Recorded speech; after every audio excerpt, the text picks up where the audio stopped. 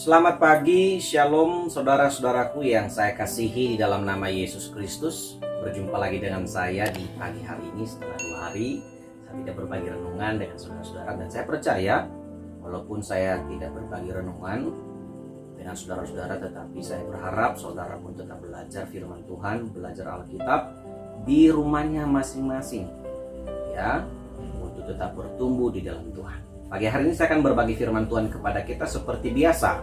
Kita baca di dalam Injil Matius pasal 5 ayat 44.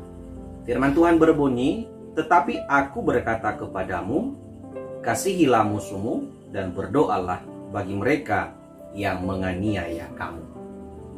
Saudara-saudara yang terkasih, ketika ada orang baik dengan kita, tentu kita akan memperlakukan dia pun baik. Betul kan? Ketika seseorang pernah menolong kita, pernah membantu kita, maka kita pasti akan membalaskan kebaikannya dengan baik. Tetapi bila ada orang yang pernah menyakiti kita, berpapasan dengan kita di tengah jalan atau di pasar, di mall, kita melihat dia dari jarak jauh, kita pasti menjauhi dia. Kita pasti membenci dia. Kita pasti memusuhi dia. Inilah yang selalu dilakukan, ini sikap-sikap yang selalu dilakukan oleh kita manusia.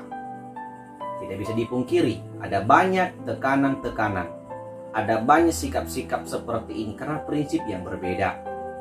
Kita bisa melihat orang kuat menindas orang lemah, orang kaya menindas orang miskin. Kenapa? Karena perbedaan prinsip, saudara-saudara. Ya, yang akhirnya ada orang yang diintimidasi, dihina, diejek, dipukuli, bahkan bisa sampai dibunuh. Hal ini terjadi karena tidak ada pemahaman tentang mengasihi sesama, mengasihi musuh. Maka di pagi hari ini, firman Tuhan, Yesus berbicara kepada kita di pagi hari ini untuk kita mengasihi musuh kita. Satu hal yang harus dilakukan oleh orang percaya ketika kita hidup di dunia ini adalah mengasihi musuh-musuh kita. Dan yang lebih penting adalah kita mendoakan mereka. Saudara-saudara yang terkasih, mengapakah Yesus menganjurkan kita seperti ini? Karena apa? Kita hidup di tengah-tengah orang yang berbeda prinsip dengan kita. Kalau kita satu rumah, satu daerah, satu wilayah, atau satu gang dengan orang-orang baik, ya tidak mungkin Yesus berkata seperti dengan kita. Tetapi karena kita akan menemukan orang yang berbeda sikap tingkah laku dengan kita, berbeda prinsip dengan kita, maka ada penerapan sikap yang harus kita tanamkan dan kita lakukan, yaitu kita mengasihi musuh kita dan kita mendoakan mereka. Saudara, satu rumah saja pasti kita punya musuh. Ketika kita berbeda pendapat dengan saudara kita, ketika kita berbeda pendapat dengan istri atau suami kita, ketika kita berbeda pendapat dengan anak-anak kita, saudara kita, ipar kita, atau orang tua kita, pasti ada akar kebencian. Pasti akan ada akar kemusuhan di sana. Maka sedapat mungkin orang percaya yang sudah menerima keselamatan Yesus harus bisa mengasihi. Nah, kasih itu tidak hanya dianjurkan atau terarah kepada mereka yang mengasihi kita, tetapi sedapat mungkin yang luar biasanya adalah kita mengasihi orang yang memusuhi kita dan yang kita musuhi.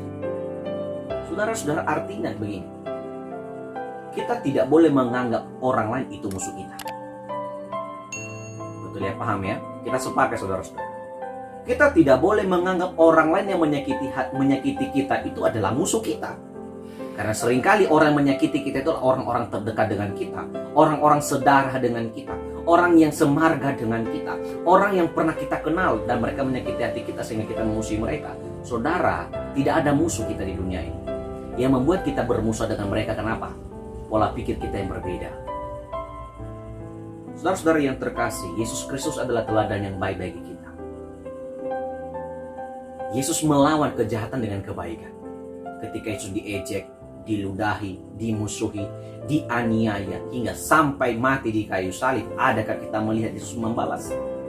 Yesus punya hak untuk membalas, saudara-saudara. Tapi ini bukan prinsip Yesus datang ke dunia untuk membalaskan kejahatan. Tetapi prinsip Yesus adalah membawa damai sejahtera, memberikan kasih, dan menebus kita yang berdosa. Yesus punya kuasa, dia maha kuasa saudara-saudara. Tapi Yesus ingin mengajarkan kita di pagi hari, yuk kasihi musuhmu. Bahkan jauh lebih penting, orang yang kamu kasih itu, musuh yang kamu kasih itu, kau doakan. Adakah di antara kita yang pernah mendoakan musuh kita? Adakah di antara kita, saudara-saudara? Jika tidak ada di antara kita, yuk mulai. Mari kita mulai di pagi hari ini. Ingat siapa mereka yang pernah menyakiti engkau. Ingat siapa mereka yang masih kamu anggap sebagai musuh hari ini. Ikhlaskan, ampuni mereka. Jika kita sadar kita menerima pengampunan Tuhan, maka kita juga harus sadar bahwa kita perlu mengampuni orang yang membenci kita. Amin. Inilah sikap hidup kita sebagai orang percaya.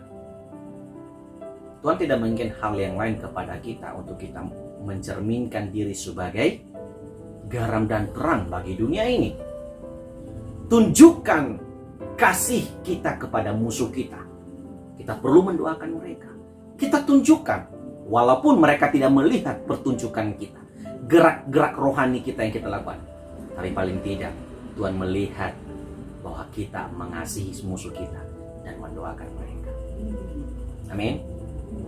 Kiranya firman Tuhan di pagi hari ini mengajarkan kita kembali, mengingatkan kita bahwa kita perlu introspeksi diri. Kita juga pernah menjadi musuh bagi orang lain. Tidak selalu atau tidak melulu orang bermusuhan dengan kita, tapi ada kalanya kita menjadi musuh bagi orang lain. Bagaimana jika kita menjadi musuh orang lain? Oleh karena itu, jangan sampai kita pun diperlakukan sama oleh orang lain. Maka di pagi hari melalui firman Tuhan ini, teguhkan iman kita. Buang segala kebencian. Akar kebencian yang sudah terpupuk mungkin bertahun-tahun, pagi hari ini buang. Melalui masa-masa Advent, saudara-saudara, di bulan-bulan Desember ini. Ini adalah masa-masa untuk kita merubah hidup kita. Cara pertobatan itu jauh lebih baik. Agar apa? Yesus yang akan lahir di peringatan Natal kita tanggal 25 Desember lahir dalam diri kita. Kenapa? Karena kita sudah memperbarui diri, bertobat, dan mengampuni sesama kita. Mari tunjukkanlah dirimu bahwa Anda adalah orang-orang yang mengharapkan keselamatan di bulan-bulan Advent dan Natal. Tuhan memberkati kita dalam firman Tuhan di pagi hari ini. Kiranya Tuhan Yesus menyertai kita dan meneguhkan iman kita. Selamat beraktivitas saudara-saudara. Selamat bekerja, selamat melayani buat seluruh rekan-rekan hamba Tuhan. Kasih Tuhan Yesus beserta dengan kita semuanya. Selamat pagi. Shalom.